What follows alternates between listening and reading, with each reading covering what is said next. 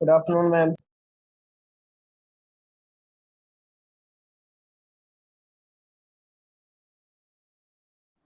Good afternoon. Ask your friends to join the class.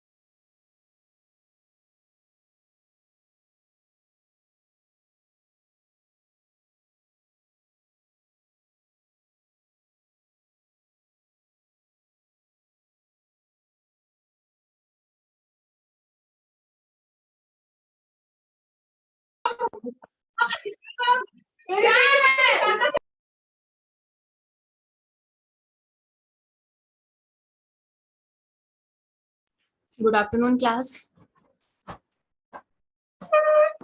Good afternoon screen visible है आप लोगों को? No ma'am No, ma'am.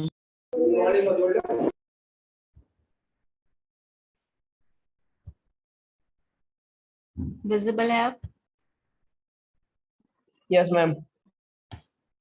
Okay. Diagram कौन explain करेगा ये वाला?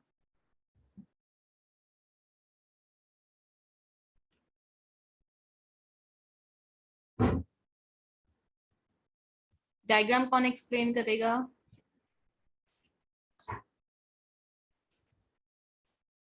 कुछ विजिबल ही नहीं है। विजिबल नहीं है स्क्रीन? गायब हो No, गया ma'am. डायग्राम। No ma'am. अब अभी आ गया।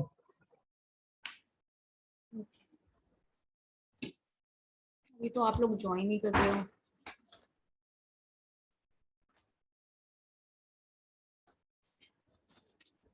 तो यूनिट 1 में ऑलमोस्ट यूनिट 1 कंप्लीट है आपकी। इसमें हम प्रोसेस मैनेजमेंट एक टॉपिक था वो स्टार्ट किया था कल हमने। What do you mean by process? इसमें आपको पढ़ना है process, process and its threads, process operations, thread क्या होता है, इंटर प्रोसेस कम्युनिकेशन एक्सेट्रा। तो हमने प्रोसेस और उसकी स्टेट्स तक पढ़ लिया था यहाँ तक, ठीक है।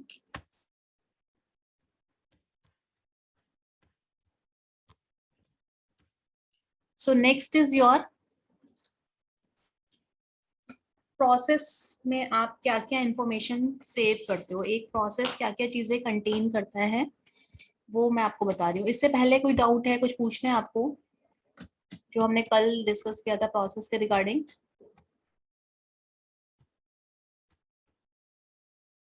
प्रोसेस एक एक्टिव एंटिटी है। जब कोई भी प्रोग्राम एग्जीक्यूशन में होता है then it is known as your process. हमने डिफरेंट पार्ट्स पढ़े थे क्योंकि प्रोसेस को रन करने के लिए डिफरेंट चीजों की हेल्प लेनी पड़ती है। तो उसके पार्ट्स क्या होंगे? Text section, your program counter, stack, data section and heap.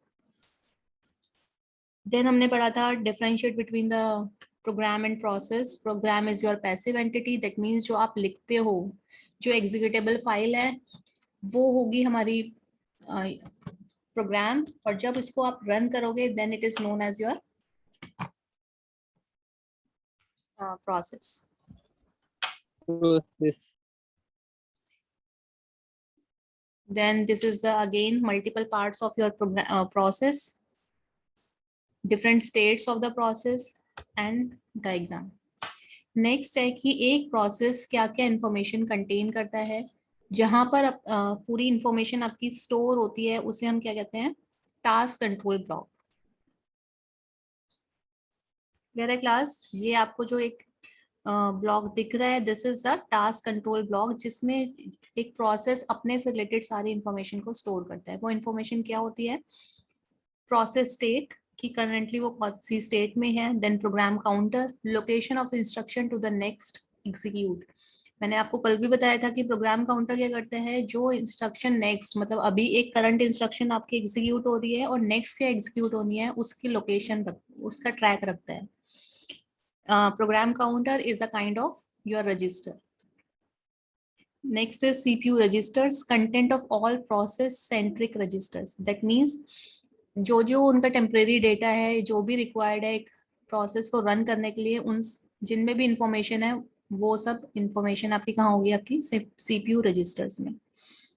CPU scheduling information, priority scheduling Q, pointers, that means कौन सी इंस्ट्रक्शन कब आपको एग्जीक्यूट करनी है या डिफरेंट प्रोसेस है उनमें से क्या शेड्यूलिंग इंफॉर्मेशन है। हर एक प्रोसेस अपनी एक अलग से मैनेज करता है। मेमोरी मैनेजमेंट इंफॉर्मेशन कि कहाँ से अगर वो रन कर रहा है तो उसको कहाँ से डेटा को फैच करना पड़ सकता है, वो मेमोरी डिटेल्स भी हमारी एक इसमें टास्क कंट्रोल ब्लॉक में होती है। Accounting information, that means CPU कितना यूज किया, क्लॉक टाइम, कंप्लीट टाइम कितना नीडेड है, वो सारी डिटेल्स हम यहाँ पर अकाउंटिंग इंफॉर्मेशन में स्टोर करते हैं। देन आईओ स्टेटस इंफॉर्मेशन मतलब डिफरेंट रिसोर्सेज क्या रिक्वायर्ड है उस प्रोसेस को रन करने के लिए, डिफरेंट फाइल्स, कोई भी रिसोर्स, इनपुट आउटपुट जो है वो सारी हमारी होती है डिटेल्स आईओ स्टेटस इंफॉर्मेशन में। तो ये पूरी एक लिस्ट है जो एक प्रोसेस सारी इंफॉर्मेशन को कंटेन करता है। Information associated with each process, it is stored in the task control block. Clear class? It is also known as your PCB, process control block, और टास्क कंट्रोल ब्लॉक, जिसमें आपकी complete information store होगी related to your process. तो ये सारी चीजें आपको पता होनी चाहिए, आप इस तरह से एक पीसीबी डिजाइन कर सकते हो, लिख सकते हो। नेक्स्ट है आपका, what do you mean bye thread, की थ्रेड क्या होता है।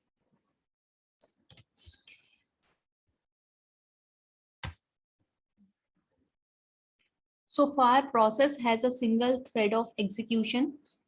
Consider having multiple program counter per process. Multiple location can execute at once. Multiple thread of control or threads. Basically, threads क्या है? डिफरेंट जो इंस्ट्रक्शंस है, डिफरेंट जो task perform हो रहे हैं, प्रोसेस जब आपका रन हो रहा है तो वो क्या है? थ्रेड है। उसके चिल्ड्रंस जो होते हैं उनको हम क्या बोलते हैं? थ्रेड। सिंगल जो इंस्ट्रक्शन आपकी एग्जीक्यूट हो रही है, इट इज योर थ्रेड। ठीक है। देन प्रोसेस शेड्यूलर आपके सिलेबस में नहीं है।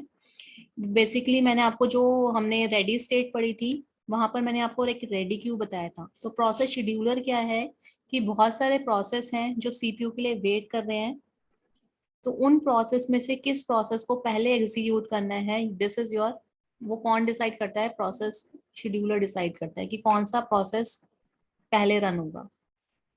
डिफरेंट क्राइटेरिया होते हैं ये डिसाइड करने के लिए कि कौन किसको प्रायोरिटी पहले मिलेगी।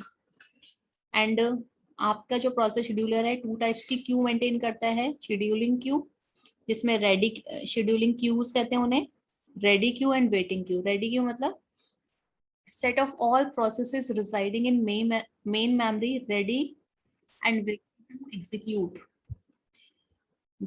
ये आपके कहाँ पर है? Ready queue with in your CPU है, मेन मेमोरी के just before the processor, main memory के अंदर है कि ये प्रोसेस रेडी है रन होने के लिए। और वेट क्या है? वेटिंग में वो प्रोसेस, वेट क्यू में वो प्रोसेस आते हैं, जैसे हमने डायग्राम में कल भी देखा था कि अगर किसी रिसोर्सेज की, किसी इवेंट की उसको नीड है तो हम उनको वेट, आपकी वेटिंग क्यू में वेट करने के लिए भेज देते हैं। प्रोसेस शेड्यूलिंग क्लियर है? प्रोसेस शेड्यूलर शेड्यूल करता है कि यस मैम। प्रोसेसेस में से कौन से प्रोसेस आपके सीपीयू में रन होंगे। अब बिफोर सीपीयू हमारे पास टू शेड्यूलिंग क्यूज होती हैं, ready queue and waiting queue. Ready queue मतलब जस्ट रेडी है प्रोसेस मेन मेमोरी के अंदर एग्जीक्यूट होने के लिए। वेटिंग में अगर कोई भी इंटरप्ट आता है, कोई रिसोर्सेज रिक्वायर्ड होते हैं, या कोई जो भी कि आपकी एग्जीक्यूशन कंप्लीट नहीं आ रही, मल्टीपल रीजंस हो सकते हैं, देन वेटिंग क्यू में हम उस प्रोसेस, उन वाले प्रोसेसेस को भेज देते हैं। ये जो यहाँ पर डिफरेंट पीसीबीज लिखा हुआ है, ये पूरा एक एक प्रोसेस है जिसमें उनकी इंफॉर्मेशन कंटेन करते हैं वो। और क्यू की फॉर्म में है। क्यू आपने डेटा स्ट्रक्चर आई होप पढ़ लिया है। Stack and queues, FIFO, first in first out होता है आपका ये। तो क्यू की फॉर्म में हमने यहाँ पर ये मेंटेन किया हुआ है। सारे प्रोसेस आपके जो पहले आया है वो पहले रन होगा, अदरवाइज शेड्यूलर डिसाइड करता है कि कौन सा प्रोसेस कब रन होगा। This is the process scheduling, ये डायग्राम है। रेडी क्यू में before just CPU ready queue है, इसमें सारे प्रोसेसेस है जो एग्जीक्यूट होने वाले हैं। Line by line as a queue में मेंटेन है वो, और आपके कहाँ जाएंगे? सीपीयू में जाएंगे। सीपीयू से डिफरेंट पॉसिबिलिटीज हो सकती हैं कि वो आप उन प्रोसेस को अकॉर्डिंग टू डिफरेंट क्राइटेरिया कहाँ कहाँ सेंड कर सकते हो। तो first is your IO request. IO request means input output request, कि अगर सपोज किसी इनपुट या आउटपुट रिसोर्स की, ये आईओ रिक्वेस्ट क्या होती है कि सपोज आपको प्रिंट लेना है तो हमें एक आउटपुट रिसोर्स चाहिए और वो अभी बिजी है, तो हम उनको एक waiting queue, IO wait queue में सेंड कर दोगे। ठीक है। इसी तरह से किसी भी इनपुट आउटपुट रिसोर्स की अगर रिक्वायरमेंट है तो according to the need of the process आप उनको सेंड कर देते हो डिफरेंट वेटिंग क्यूज में। सेकेंड है, अगर आपने अपने सीपीयू का टाइम डिवाइड किया हुआ था पर्टिकुलर इस टाइम स्लॉट्स में, अगर वो टाइम स्लॉट एक्सपायर हो जाता है तो आप इस डिफरेंट क्राइटेरिया मैंने आपको बोला, तो सेकंड क्राइटेरिया क्या हो सकता है? Time slice expire. तो जैसे ही इसकी दोबारा से रन आएगी आपके इस वाले प्रोसेस की, आप वापस से इसको रेडी क्यू में, रेडी क्यू में तो अकॉर्डिंग टू इनको पहले ही प्रोसेस लगा देता है प्रोसेस शेड्यूलर जो है, देन ये एग्जीक्यूट हो जाते हैं। नेक्स्ट है create child process. Create child process means process completely अपने आप को एग्जीक्यूट करने के लिए वो मल्टीपल पार्ट्स में फर्दर उसको क्या करता है, डिवाइड करता है। तो ये आपका क्या होगा, क्रिएट चाइल्ड प्रोसेस।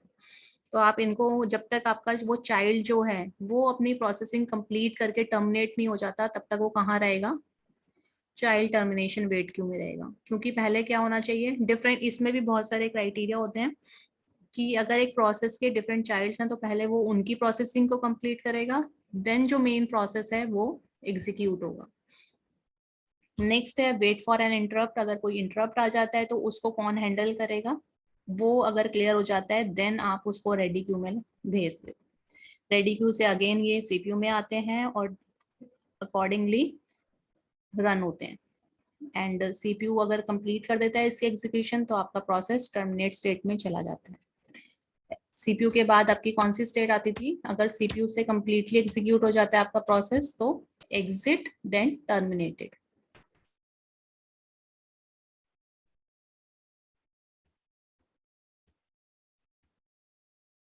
ठीक है, ऑलमोस्ट आज हमारा ये यूनिट 1 कंप्लीट हो जाएगा, तो मैं मंडे आपका एक एमसीक्यू यूनिट 1 से लूंगी। ठीक है, और असाइनमेंट में कल आपका सेंड कर दूंगी, एक गूगल क्लासरूम बना दूंगी, उसकी डिटेल व्हाट्सएप पे भेज दूंगी मैं आपको, वो ज्वाइन कर लेना नोट्स के लिए एंड फॉर असाइनमेंट्स। ठीक है class. Okay ma'am. Next is your context switching. क्या होता है ये मैंने आपको पहले भी बोला था। कंटेक्स्ट स्विचिंग मींस जब सीपीयू जो प्रोसेसर है आपका एक प्रोसेस से दूसरे प्रोसेस पे स्विच करता है तो इसको हम बोलते हैं कंटेक्स्ट स्विचिंग। और मैंने आपको ये बोला था कि ये इतना फ्रीक्वेंट होता है कि हमें नहीं पता चल पाता, क्योंकि मैंने आपको मल्टीटास्किंग मल्टी प्रोग्रामिंग बोला था कि डिफरेंट आपके प्रोसेसर जो है डिफरेंट टास्क परफॉर्म कर रहा होता है, बट वो स्विचिंग इतनी फास्ट होती है कि यूजर उसको देख नहीं सकता कि कैसे स्विचिंग हो रही है, कैसे जो सीपीयू है प्रोसेस कर रहा है डिफरेंट प्रोग्राम्स को। तो उसको हमने क्या टेक्निकल टर्म्स में बोलते हैं, कंटेक्स्ट स्विचिंग। आपको ये टर्म ही याद रखनी है ऐसे। नेक्स्ट टर्म है यहाँ पर सिस्टम कॉल्स। आप देखोगे यहाँ पर डिफरेंट प्रोसेसेस हैं, this is your operating system and इस प्रोसेस से यहाँ पे मूव करना है तो आप कैसे करोगे, बाय कंटेक्स्ट स्विचिंग। इसमें एक और चीज आपकी एक टर्म है system call, this is not in your syllabus, बस आपको कंटेक्स्ट स्विचिंग होता क्या है ये एटलीस्ट पता होना चाहिए। ठीक है, context switch occur when the CPU switches from one process to another. आपको ये डायग्राम ज्यादा इसको देखने की जरूरत नहीं अभी। ये कंटेक्स्ट स्विच टर्म क्लियर है, occurs when the CPU switches from one process to another. System call अभी मैं आगे बताऊंगी आपको। When CPU switches to another process, the system must save the state of the old process and load the save state for the new process via a context switch. हमेशा यही होता है कि जब भी आप करंट प्रोसेस जो run कर रहे होते हो पहले आप उसको सेव करते हो, देन आप आगे मूव करते हो। In the same way like आपको कोई किसी माइक्रोसॉफ्ट वर्ड डॉक्यूमेंट पे आप वर्क कर रहे हो, सपोज आप उसको क्लोज करना चाहते हो बट आपने सेव, बट जो सीपीयू है उसे पता है कि ये सेव नहीं है, तो वो आपको एक पॉपअप बॉक्स देता है, एक मैसेज विंडो शो करता है कि do you want to save or not. Yes, तो वो क्या होता है, कंटेक्स्ट स्विचेस होता है कि अगर सीपीयू को आप किसी प्रोसेस में मूव कर रहे हो तो पहले वो क्या करेगा, जो ओल्ड प्रोसेस का करंट स्टेटस था उसको वो क्या करेगा, सेव करेगा, देन आप मूव करोगे नेक्स्ट प्रोसेस पे। क्लियर है class? Plus yes. Context switch का मीनिंग क्या है, स्विच मीन्स आपको पता है कि मूव करना, and context means yes old details को सेव करके मूव करना। तो context means your PCB, process control block जो आपका था पूरा, जो इंफॉर्मेशन पूरी होती है वो उसको सेव कर देते हैं।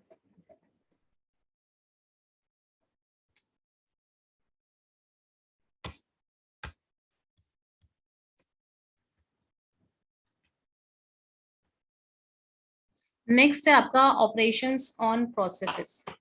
डिफरेंट ऑपरेशंस क्या हैं आपके? टू मेन ऑपरेशन है, इसके अलावा भी और हमारे ऑपरेशंस होते हैं, लाइक प्रोसेस प्रीएम्पशन होता है।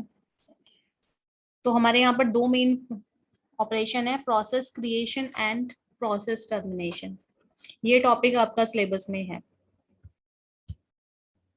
मैं आपको एक बार सिलेबस दिखा देती हूँ।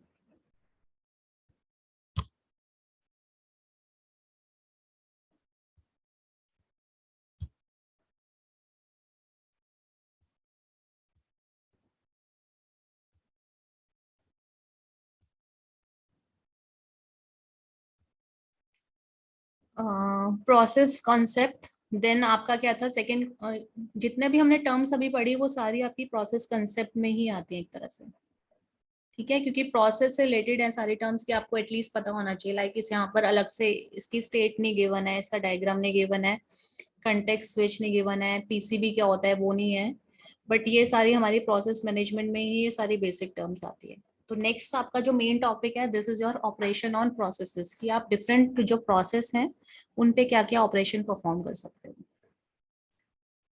देन कोऑपरेटिव प्रोसेसेस, थ्रेड क्या होता है, and inter process communication.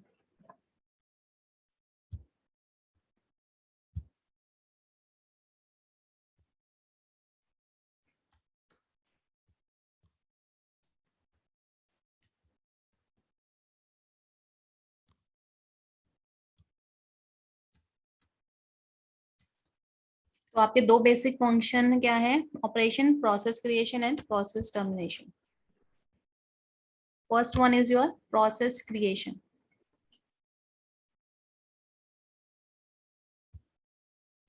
Parent process create children processes, which in turn create other processes, forming a tree of processes. Process creation, as its name says, simply process को create करना। आपका एक screen show नहीं हो रही ma'am जो पढ़ा रहे मैं। स्क्रीन शेयर नहीं हो रही है, वेट एक मिनट।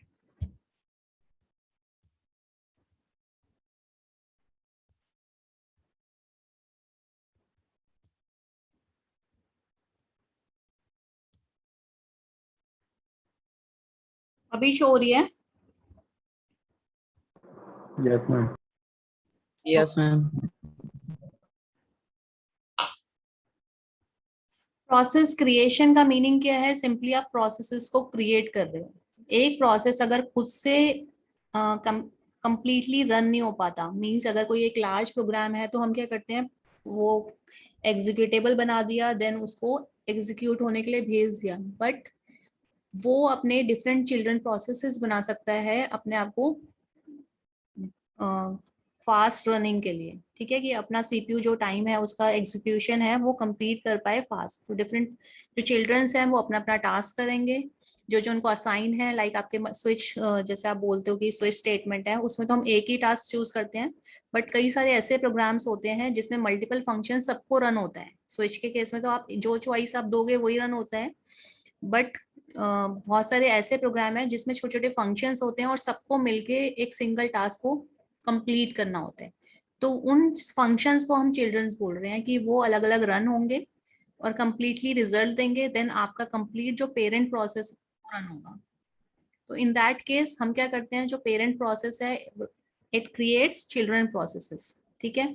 चिल्ड्रन प्रोसेस भी अगर आपको लग रहा है कि बहुत बड़ा है, ये सारा हमने डिसाइड करते हैं, इटसेल्फ जो आपका एग्जीक्यूटेबल प्रोग्राम है वो ही डिसाइड करते हैं, वो फर्दर चिल्ड्रन प्रोसेस फर्दर अपने चाइल्ड्स क्रिएट कर सकता है, ठीक है। तो ये एक ट्री लाइक स्ट्रक्चर बन जाता है and this is known as your process creation. हर एक जो भी आपके प्रोसेस आप क्रिएट करोगे, हर एक की एक यूनिक आईडी होगी एंड सबके पास डिफरेंट, आप जो पेरेंट होगा, पेरेंट प्रोसेस होगा, वो डिफरेंट अथॉरिटीज या डिफरेंट शेयरिंग ऑप्शंस असाइन कर सकता है अपने चिल्ड्रंस को। किस बेसिस पे? कि डिफरेंट ये है, first is your resource sharing options. क्या क्या हो सकते हैं?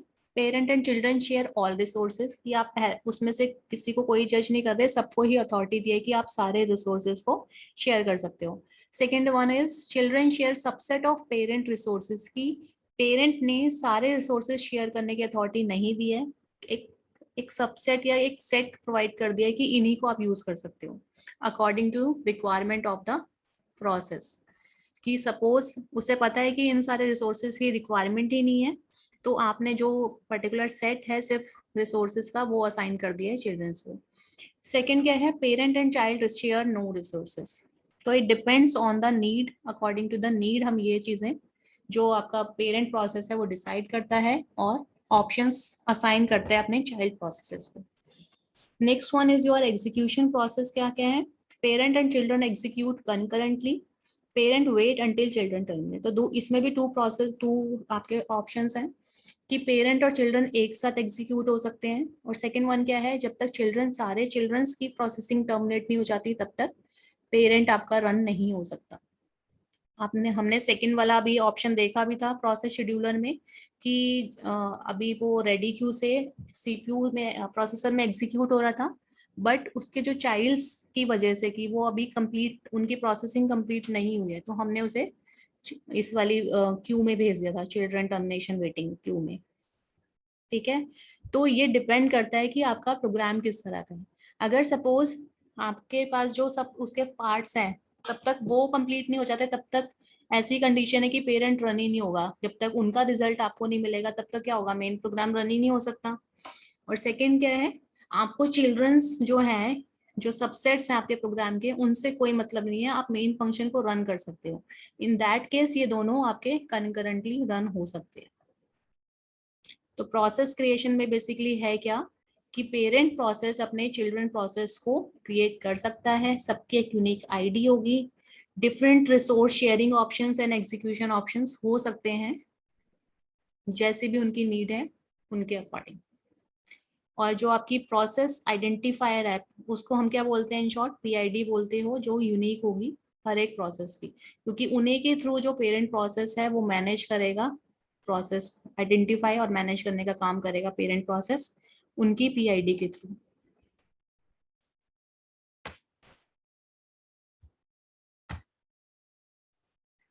एक एग्जांपल इसमें है यूनिक यूनिक्स में जो आप प्रोसेस क्रिएट करने के लिए एक सिस्टम कॉल जनरेट करते हो उसको हम बोलते हैं fork, FORK, fork. This is a function है ये, इसको हम सिस्टम कॉल कहते हैं। सिस्टम कॉल का मीनिंग क्या होता है, हम जो वर्क करते हैं वो दो मोड्स में करते हैं। जो आपका ऑपरेटिंग सिस्टम वर्क करता है यूजर मोड में और कर्नल मोड में। कर्नल मोड होता है एक layer just before your operating system, ठीक है, जो डिसाइड करता है जितने भी हमारे कंट्रोल पैनल वाले काम होते हैं, या मोबाइल से आप किसी पिक को डिलीट करना चाहते हो या कोई भी काम करना चाहते हो, वो सारे डिसीजन कौन लेता है, कर्नल लेता है, KERNEL। ठीक है, कर्नल एक लेयर होती है operating system above the operating system, जो डिसाइड करती है सारे जो आपके सिस्टम रिलेटेड टास्क होते हैं, जो सिस्टम प्रोग्राम से रिलेटेड या विद इन सिस्टम जो आपके होते हैं। तो सिस्टम कॉल क्या होता है, जब हमें कोई भी सपोज आपको कोई फाइल रीड करनी है, अभी आपकी एक स्क्रीन पे माइक्रोसॉफ्ट विंडो ओपन है, सॉरी माइक्रोसॉफ्ट विंडो कह रही हूँ, एक वर्ड का डॉक्यूमेंट ओपन है और आप, ठीक है, और आपको कोई और डॉक्यूमेंट ओपन करना है या आपके प्रोग्राम से आपको क्या करना है, कोई फाइल रीड करनी है, कहीं से मेमोरी से डेटा उठाना है। आपके प्रोग्राम जो आपने प्रोग्राम लिखा है, जब इसको रन कर रहे हो तो उसमें क्या आ रहा है कि आपको कहीं से डेटा फैच करना है, किसी फाइल को रीड करना है या राइट करना है किसी फाइल में, तो आप क्या करोगे। अभी हमारा काम चल रहा था यूजर मोड में, हम उसके साथ इंटरेक्ट कर रहे थे, बट जैसे ही उसको किसी रिसोर्सेज की नीड होती है तो वो क्या होता है, कर्नल मोड में स्विच कर जाता है। जो ये स्विचिंग है from user mode to kernel mode, इसको हम बोलते हैं सिस्टम कॉल। तो होता क्या है कि यूजर मोड से जब हमें कर्नल मोड पे स्विच करना होता है तो एक सिस्टम कॉल जनरेट होती है। वो सिस्टम कॉल क्या बोलती है कि आपकी रिक्वेस्ट को सेंड करती है कि आपको क्या काम एग्जीक्यूट करना है, या आपको फाइल रीड करनी है या डॉक्यूमेंट ओपन करना है। देन सिस्टम उसकी परमिशन देता है, कर्नल को बोलता है वो ओपन करने के लिए, देन उसको आपको व्यू कराते हैं। तो अगेन कर्नल मोड से हम वापस कहाँ आते हैं, यूजर मोड पे, जब आप उसको व्यू करते हो। तो ये सारी प्रोसेसिंग आपकी क्या होती है, बहुत ज्यादा फास्ट होती है। समझ में आया मैं क्या बता रही हूँ, सिस्टम कॉल क्या होता है।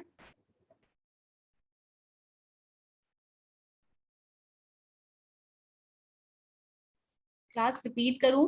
सिस्टम कॉल से रिलेटेड आपको कुछ समझ में आया? मैम रिपीट कर दो एक बार फोन में। प्रोसेस की सारी इंफॉर्मेशन आपको क्लियर है? जितना भी हमने प्रोसेस अभी पढ़ा था।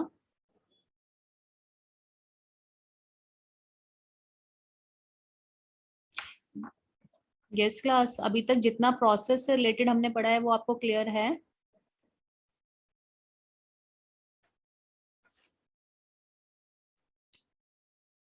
एटलीस्ट रिस्पॉन्ड तो करो कि क्लियर है या नहीं है।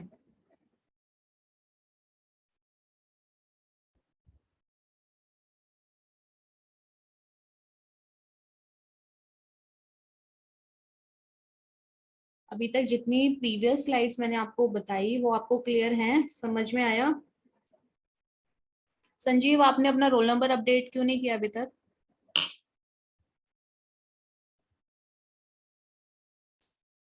मैम चेंज हो जाता है, बार बार करते हैं।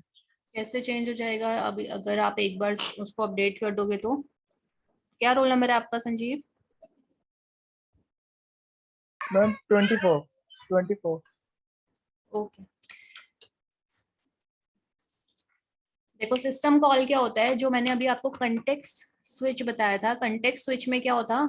From one process to another process move करना, वो था कंटेक्स्ट स्विच।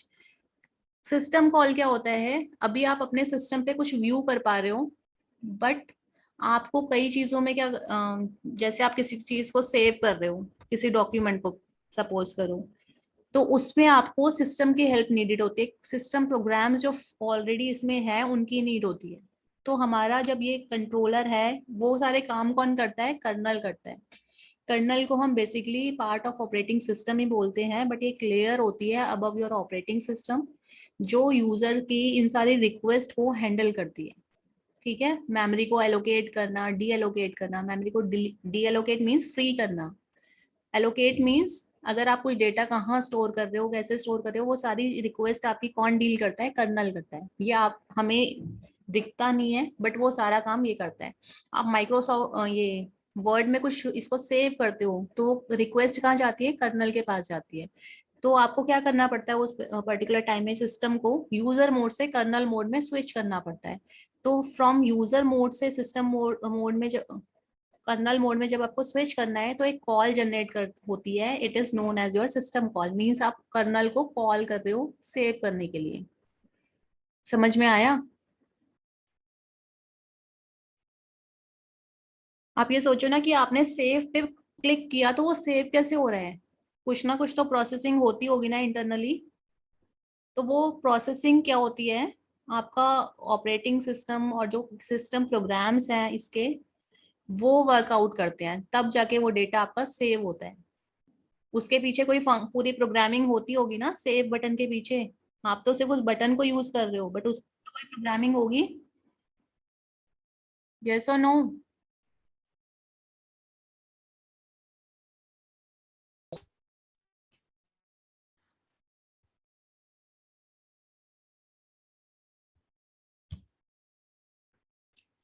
क्लास समझ में आया? सिस्टम कॉल मैं आपको क्या बताना चाह रही हूँ?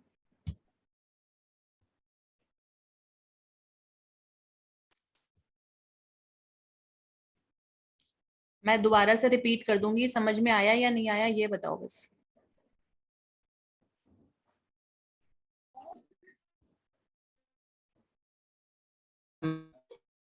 दोबारा से बताऊं एक बार?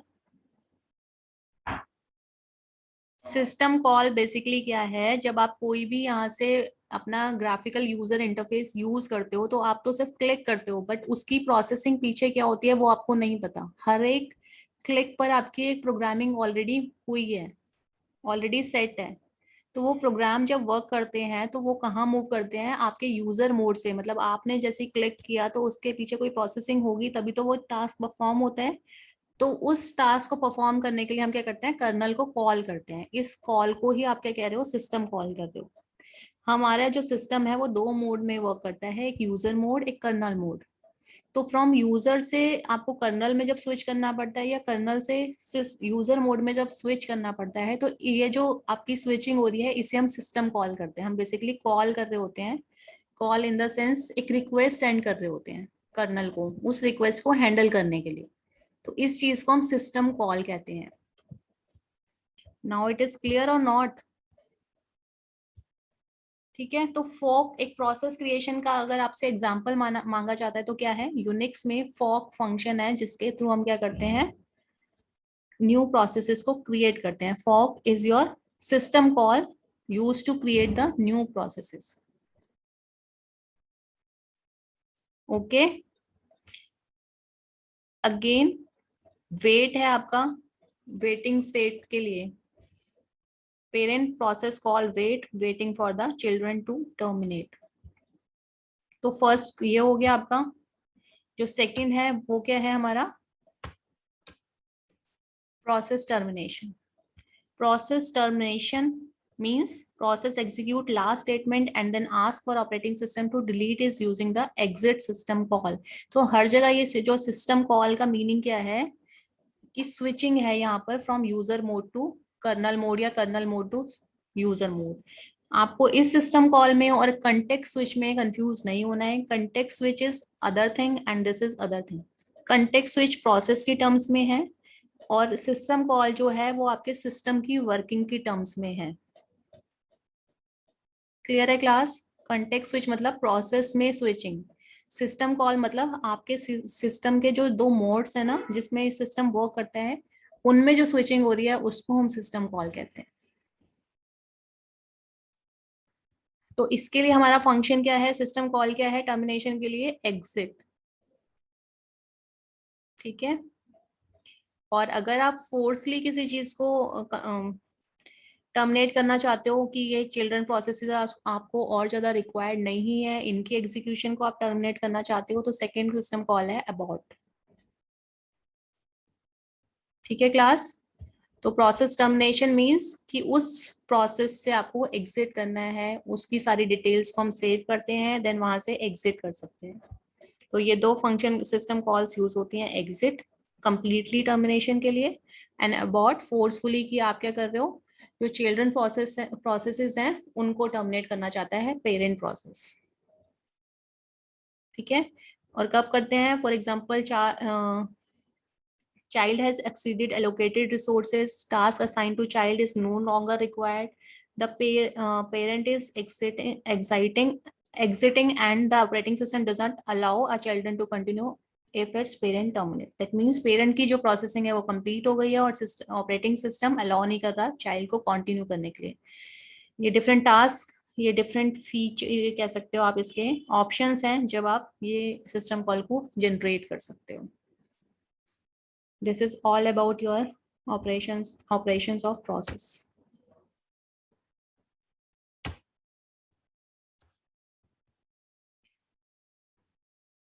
नेक्स्ट हम इंटर प्रोसेस कम्युनिकेशन नेक्स्ट में पढ़ेंगे। तो मैं आपका ट्यूसडे को एमसीक्यू टेस्ट लूंगी। ठीक है क्लास, और नोट्स और असाइनमेंट में आपको भेज दूंगी, गूगल क्लासरूम क्रिएट करके आप उसको ज्वाइन कर लेना।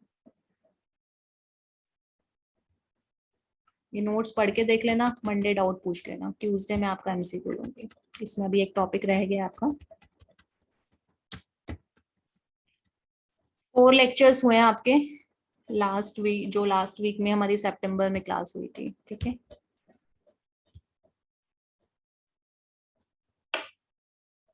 अभी कुछ पूछना है तो पूछ लो जितना टाइम बचा है उसमें।